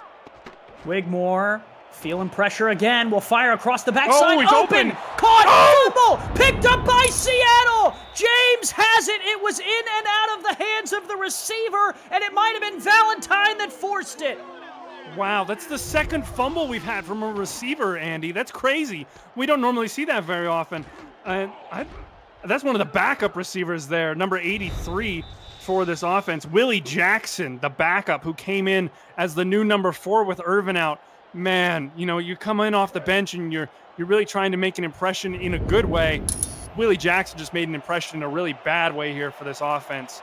And now Seattle's got a chance to try and drive down the field and get some points going here. Look at the team stat imbalance, though. Really been contained on offense. Michaela Foraker confirms it. Valentine knocked that one out as he continues to have a day that he will talk about for seasons. 8 tackles, 1 forced fumble, 1 pass deflection, 2 picks, one of them going to the crib. Yeah, great game. You know, there's so many defensive stars that have stepped up here. You know, Valentine and Brian James really for the Nemesis. And then for the Vultures, you know, people like Keenan Samuels and Warfield. Elijah Warfield, yes. Doyle picks up a couple, 3rd and inches upcoming. Doyle has been the better runner between Ballou Scott and Doyle. He's averaging 3 yards a carry, Scott 2.8. That'll take us to the end of the 3rd. Seattle and Baltimore keeping it tight, 17-7. The Simulation Football League is intended for the private use of our audience. Any rebroadcast, retransmission, or account of the game without the express written consent of the league office is prohibited. He's Brandon Walters. I'm Andy Hamilton. Ron Haynes and Michaela Foraker in the stats truck. 10 minutes to decide who will head to Ohio to take on Canton. Get to all the matchups of quarterfinal weekend here in just a moment. But first, 3rd and inches for Seattle. Patak under center gives the carry. They're not going to get there. Frank Smith stuffs it. 4th down upcoming. I'm sorry, but this is starting to grind my gears. Why would you give it to Baloo Scott when J.W. Doyle is the short yardage back here for the Nemesis? Again, that's the second time in either 2 or 3 drives now for the Nemesis that Scott gets a carry on 3rd and inches and gets stuffed here. You can't make these kind of mistakes in this kind of a game. Bruce will send this one away, and that's a good hit from Doug Day. He'll stuff Baltimore at the 28. Quarterfinal matchups coming here hot for you. Saturday at 6:30 Eastern, we will start it off. Vancouver will head to Florida, 6:30 on Saturday. At 9 on Saturday, Houston will head to Minnesota to take on the Maulers, and Fort Worth and DC will start us off on Sunday at 6:30. It's the 5 and 4 matchup. And then on Sunday at 9, the winner of this game will head to Ohio to take on Canton. Don't want to miss any of that action. Again, Vancouver, Florida, Saturday 6:30. Houston, Minnesota, Saturday at 9. Fort Worth, DC, Sunday 6:30. And then the winner of this game versus Canton, Sunday at 9.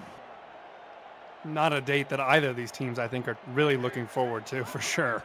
Well, they'd sure like to make it to Sunday rather than not play any more football. Nice play in the backfield. Aaron Gooden read that one well, and it forces Baltimore into 3rd and 5. Yeah, great defense there on the outside. Baltimore trying to, get a little bit fancy with the running. They've been running the ball up the gut for a majority of this half here, and Seattle's really adjusted well coming out of the halftime locker rooms to shut that down. Trying to go outside on the pitch there, not going to work. And now you see a little bit of that lighter box there, anticipating a pass here on 3rd and 5. Looking to throw again. Wigmore tipped away at the last second. Nice play there. Again, Aaron Gooden twice on this drive. Gooden makes a play, and with 8:42 to go, Seattle's going to get the ball back. Good players step up and make good plays, and Gooden made 2 good plays in a row there to stop that drive here and get the ball back. Seattle's defense has really kept them in this game fantastically. I think we got to give a lot of props to the Nemesis defense for keeping this game within reach for this offense. Now, the anti-pass is back to attacking this offense. Got to get something moving here. You're starting to run out of time. Probably only going to get maybe 4 or potentially 5 more times to touch the ball if you're lucky. Turn here out to the 29. Patak has had a day he'd like to forget. 4 of 11, 3 picks, only 26 yards through the air, 5 attempts for 16 yards on the ground. Was injured for a moment, but I tell you what would make it all better, Brandon, is a win and walking out of here knowing that you get to play for another week at very least. Absolutely, but he's got to do better than he is right now. Quarterback rating 5.3 for Patak. Looking to throw, fires down the middle of the field, and it's incomplete. Heavy coverage on Pauly Truth, who's been quiet tonight. Yeah, you mentioned he's being quiet tonight, and that's really key because they have leaned on Pauly Truth a lot, especially throughout the second half of the season. Seattle's won 3 of their last 4 coming into this game, and I feel like a lot of that can be put on Pauly Truth having great games. But right now he's 0 for 4. He hasn't caught a single pass this game. Twins, top of the screen. Patak to throw for the 13th time tonight. There he is. Truth makes the grab and is closing in on midfield. First down, Seattle. Yeah, Truth made the grab and then ran over Alvin Mack like a Mack truck right there. Fantastic job from him. Use that physicality, that big frame there to really get some yardage there. He bulldozed Giovanni Bolt, actually. Excuse me. Just ran him over there, but that's how you get him involved down the seam there. Patak got to try and get into some rhythm, find the open routes here, get this ball moving down the field and sustain this drive. Got to try and get points. It's the first catch by someone not named Gust or Baloo Scott. Baloo up the middle will pick up 2 before running into Frank Smith, but Seattle has struggled through the air tonight for a team that has 7 receiving threats named receivers or tight ends. That's not something you want to see. Yeah, it's been tough for this offense to really get the ball to anyone. They struggled to be able to distribute the ball here. Got to try and see a little bit more target diversity from Patak. Baloo picks up another 2, 3rd and 5 upcoming. Yeah, Baloo got blasted up the middle there. Big hit from this Vultures defense. They're trying to stamp their will on this drive here and shut this thing down. They don't want them to potentially bring this game back into a one-possession type of situation here. Whoa. 3rd and 5. Trying to get a second conversion. Flip out. Scott. 1 to beat. Scott rolls. Scott! Got it! Oh, wow! You just got to want it enough, Andy. You know, Baloo Scott one-on-one with Alvin Mack, who is not so, an easy customer when it comes to tackling. And you just got to want it. That is pure effort there from Baloo Scott. That's fantastic work. Balooby dooby doo. 1st and 10. This drive for Seattle looking promising. Flip out. This is the fullback Jackson, and they'll pick up 3. Going short a lot here on this drive. Patak not really wanting to look down the field very often. He had the one big completion to Truth earlier. But other than that, lots of dump offs to the running backs in the flats here, trying to, maybe stretch this defense out a little bit more, try and open up things, get them playing a little bit more loose zones to try and open up some things down the field potentially. And if you're going to go this slow, you got to make sure you score 6. Can't Absolutely. settle for 3 taking this much time. Baloo Scott finds a little bit of room. It'll be 3rd and 2 upcoming. And it's certainly a risky play considering this offense has, not scored any points so far this game. If you're going to try and use up this much clock and really have a deliberate, sustained drive, you've got to make sure it counts here. Another big 3rd down, 2 for 11 now, Seattle is. So, they've really struggled to convert here. Got to try and get it. Real close to range. May not be there yet. Doyle, left side. Doyle! There it is! Oh, baby! He got it!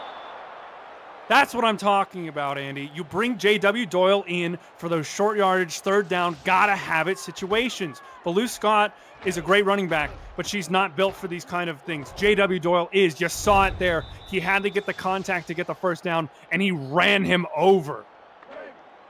When the train's coming down, Brandon, you better get off the tracks. Get off the tracks. It was Ben stacking paper. He's got a pick tonight, but he felt the brunt of that blow. 1st and 10. 5.5 to go here in the 4th. Give right up the middle. Scott, nothing.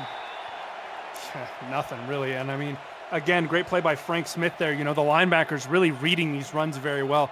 Any time, basically, in the entire second half, especially, that Seattle's tried to go in between the tackles, they found it really tough sledding. Both teams have really tightened up on the interior lines here, not letting these running backs get much in the trenches. Strong eye spread. Patak looking to throw. Blitz coming. Patak shakes. Throws. Oh, it hit the receiver and went out of his hands. Gus Scott couldn't hold on.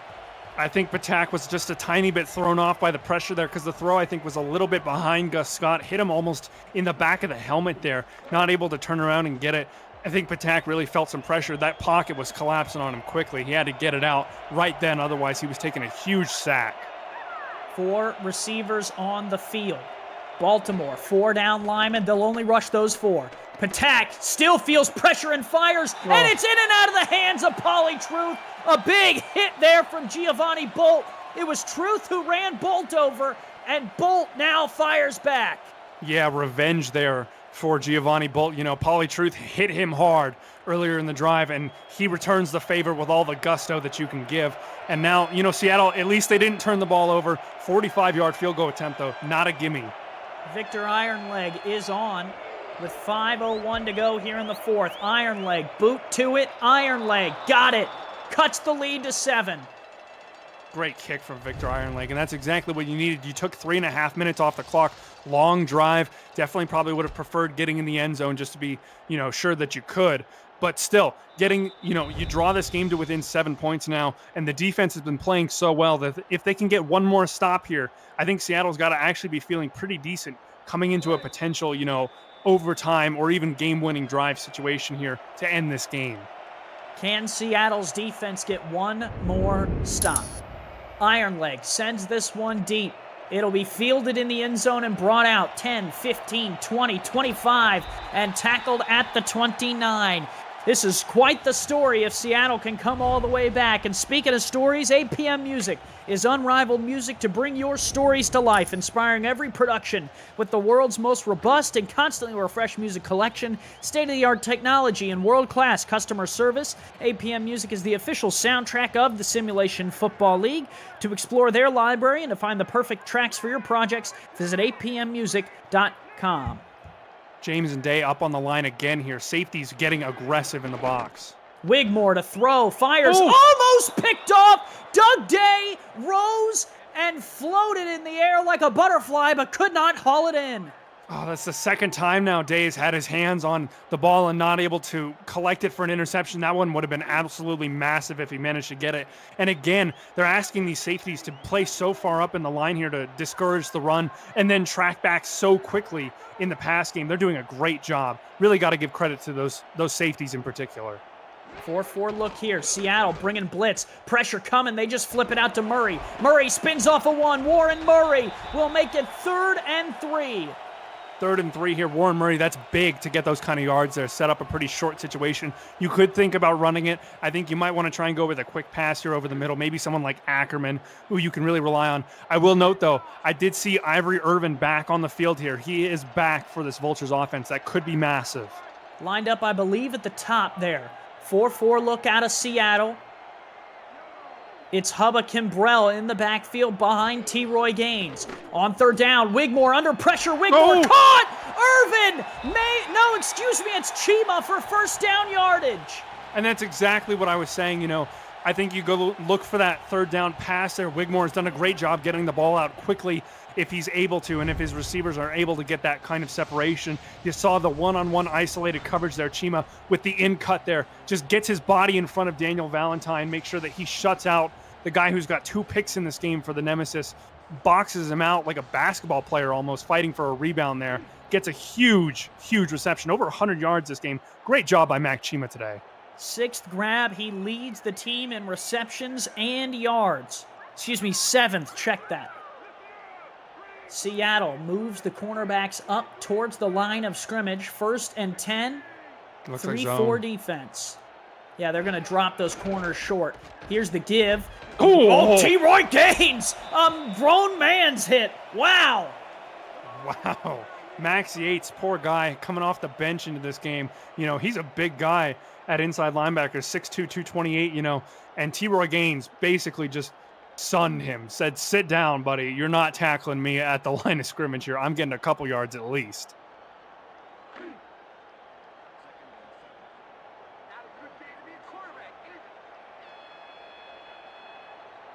Oh, but look at this. Doug Day is playing the 2nd linebacker spot there next to Yates.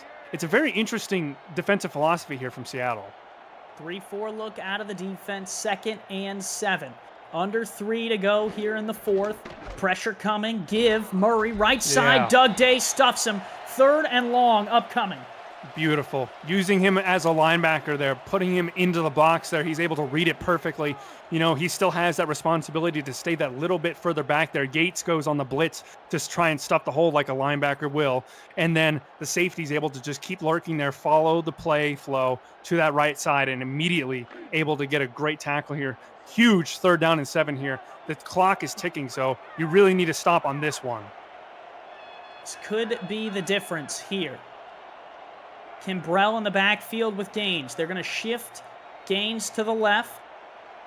4-4 look here out of Seattle. Cornerbacks backed up. Give. Right side. Kimbrell stuffed. Not going anywhere. 4th down at the 2-minute warning. Seattle feels like they've got the stop they need. It's Bryant James. Yeah, and again, James and Day both in the box there. Fantastic job from them. 2 to play here in Baltimore. You feel that? That's your heartbeat running. 7 points the difference between these two teams. 2 to go. And special teams has been big this entire game. If Coffins can get another big coffin corner punt here, could be huge because Seattle has really struggled to move the ball. You'd have to be asking a lot of type attack at this point. Matty Coffins going to pounce this one at the 6, at the 4, and it's down at the 3. Really good job by Baltimore special teams. It's going to be 97 yards between Seattle and tying this thing up. And this is it, Andy. If you want to continue on in the playoffs here, to go face Canton, if the Nemesis name wants to live on for at least one more game this season, you got to go 95 yards to make it count. Patak has only thrown for 52 yards tonight. Does he have something spectacular? Looking to throw. Fires across the deep side. It's incomplete. He had the receiver. Overthrew him just a little bit. Ty Patak's heart has got to be breaking seeing that one go over the head of his receiver, because he was open on that right side there, and that would be at least 30, 40 yards. Would have been a huge way to start off the drive with a lot of momentum, get that ball moving quickly, and instead he just manages to airmail the throw there. Very unfortunate. Now going 5 wide here on 2nd down. Baltimore has 4 on the line. They're going to bring all 4. Patak feeling the heat, throws. It's complete. Truth breaks one. Truth against Loshaw. Truth out inside the 30 to the 31, and Seattle takes a timeout. Loshaw made him pay there. Huge hit on Pauly Truth, but a great job here. Finally, we see Pauly Truth getting involved, his 2nd catch of the game, and already he's overtaken Gus Scott for the most yards for a receiver in this game with 44 on the Seattle Nemesis side of things now. You know, getting a little bit moving here. First timeout burn, but you still got a good chunk of time here for Seattle to get down the field. Patak dealt with the pressure there well. Now only 4 coming from Baltimore. Flip outside. Scott spins. She's going to pick up 6. It's going to be risky, you know, staying in the I form here, not having receivers out on the field here, because if you take that dump off, get tackled in bounds, now you're burning a 2nd timeout and using up, 10 seconds or so. I think you're probably going to have to abandon those running style formations entirely. If you are going to run the ball, it's got to be on the legs of Ty Patak. We know he can do it. Again, coming out in this I form here. Don't know about it. Dean Jackson and Baloo Scott lining up on the field along with the 3 receivers. Patak under pressure, throws. It's deflected, but a flag. I think that is roughing the passer, and Patak's going to move this play forward with virtually no time coming off the clock. Huge mistake for Baltimore there. You can't give that kind of penalty up. Saron Yates, you can't give him that kind of momentum there. It would have been 3rd and 10 if you hadn't done that. It's just too late, Yeah. That's huge for Seattle, though. You get to move the ball, not really use up any time on the clock. You're past midfield now. That could be massive. Alvin Mack was the one who got his hands up. And it's a new set of downs here at the Vultures' 49-yard line. Zone coverage here, I think, from Baltimore. 91 seconds left. Patak to throw. In the pocket, wants it all deep, and it's over the head of the receiver. I think that was Arlovsky down there. It was, and again, that's the 2nd time on this drive that Patak has missed a deep bomb there. Arlovsky might have been able to get it for a touchdown there if he manages to connect there. You got to get that. Patak, you got to try and dial it in here. I know he's struggled all game, only completed 9 passes of the 21 he's thrown, but you got to try and get these connections going here. These are critical plays. Looking to throw again. Check out. Scott going to be driven back inside. Only picks up 3, and another timeout from Seattle. That's their last one. Yeah, and if you are going to run that play, I really would have preferred if you at least get out of bounds to save the timeout. As it is, Seattle calls their last one. No more timeouts now. No more clock stoppages unless they get out of bounds or have an incomplete pass for Seattle here. But the bigger issue now, 3rd down. Patak coming out in the gun here. He's staking a lot on this one. Gun empty for the man who's completed 45% of the passes tonight. He's got 3 picks, hasn't found the end zone yet. Fires down the middle, caught. That is a big play to Arlovsky, and they have time to run the hurry up. Huge play from Arlovsky there, and a great job by Patak. There was pressure coming up the interior of the pocket, but he gets it completed. Fires again, tipped around and incomplete. Yeah, unfortunate there. He was looking for Truth early, but it looked like Baltimore was actually running a little bit of a jam, maybe even a jam zone coverage there, getting those cornerbacks up towards the line there and trying to interfere with those routes to give the pressure time to get home. They didn't get the pressure home in time, but they were able to break up the pass there. Truth not able to get through the traffic. 65 seconds left. Strong eye spread against the nickel look of Baltimore. Patak looking to throw, stands in the pocket, delivers across the middle, caught. Gus Scott inside the 15, and there is Injury. A player down. It is Giovanni Bolt, the starting free safety for Baltimore, who is hurt. That could be huge. Bolt has had a lot of impact in the second half, especially some big hits over the middle of the field. He provides a lot of physical presence for this defense, tries to establish a no-fly zone in the deep middle here. That could be dangerous because we know that Seattle likes to run those seam routes, especially with a guy like Pauly Truth. I would not at all be surprised if they send him up the middle of the field here and try and exploit that weakness now that Bolt is out. 1 minute to play. They were down 14-0. They've gone on a 10-3 run, and with 60 seconds, they are 12 yards away from pay dirt. That throw outside, only good for a yard. Complete to Fullerton. What a tackle by Lowshaw to keep him in bounds, keep the clock running here. Great job on that outside. Patak spikes. It's 3rd and 9 from the 11. And it's 4-down territory, so you got 2 plays to go at least 9 yards. It's only about 12 to the end zone here, so you could look to get it all in one here. I don't know if you necessarily want to try and really target the first down line because it's kind of in a weird spot there on that 2-yard line or so. I think you're probably going to try and shoot for the end zone 2 times in a row here, potentially. They're in the gun. Empty set. They're going to move Arlovsky to the top of the screen. Zone coverage again. Patak, 13 of 27 tonight. Moves back, throws to the end zone. Incomplete. 4th down upcoming. He was looking for Scott. That's big there. Great coverage from Warfield again, who's had 2 interceptions in this game, trying to seal this game for this defense here. Great job on Gus Scott to contain that one, make sure that he was not open in any way there. Getting a little bit physical there. You might want to not, you don't want to risk getting a PI flag that would put him on the 1-yard line, but that's good physical play here from Baltimore. This is all the marbles. 4th down.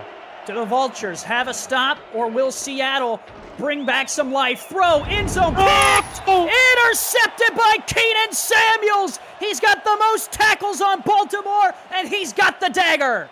2 interceptions for Keenan Samuels in this game. This defense has come to play tonight.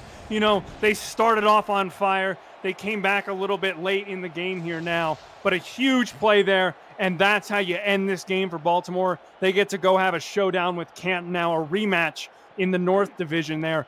Big playoff game, but fantastic job from Baltimore to stand up strong on the goal line there, get a big stop. Seattle is going to have to go home empty-handed, unfortunately.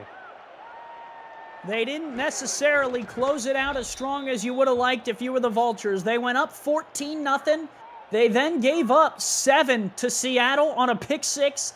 They traded field goals. It was 17-10. Seattle drives all the way down the field and comes up 12 yards short of tying the game up. Keenan Samuels, the interception. Baltimore on to the quarterfinals. Both defenses played fantastically in this game. I got to say it. Both defenses played lights-out games. The halftime adjustments from both teams were great. It was a pleasure to watch both these teams go about their business on defense. Unfortunately for Seattle, they're not going to be able to advance. Baltimore, was a little bit shaky, honestly, getting those 14 points very early on advantageous fields and then not being able to score much, but they do get through, and that's the most important thing in the end. In week 3, Baltimore went to Canton, and they lost 7-30. They will have their chance to get their get back on Sunday at 9 p.m. Eastern. Baltimore at the #1 Canton Classics. Man, what a wild card weekend. The SFL continues to deliver for Ron Haynes and Michaela Foraker. Brandon, who is your player of the game in this one? That's a tough question, honestly, Andy. I think I would have to give it to Keenan Samuels, honestly. I mean, an interception, 10 tackles, 2 sacks, and 2 TFLs in this game. That's really stamping your authority on this game here and, making sure that your team is able to get out of here with a win, even though it was a little close. 5 tackles for loss, actually, for Keenan Samuels. Fantastic game for him. But there was so many different deserving candidates. I think I would not at all be surprised if you went with someone different. I'm going to go with Keenan Samuels as well. He played quite the game, as did many of the defenders on both sides of the ball. For everyone here tonight, we want to thank you for tuning in for Wild Card Weekend. Baltimore advances in the quarterfinals. Seattle heads to the offseason. The Nemesis, against a lot of adversity, battled back and made it an SFL Classic. For all of us here, for Brandon Walters, I'm Andy Hamilton. Thank you and good night. No, Nemesis!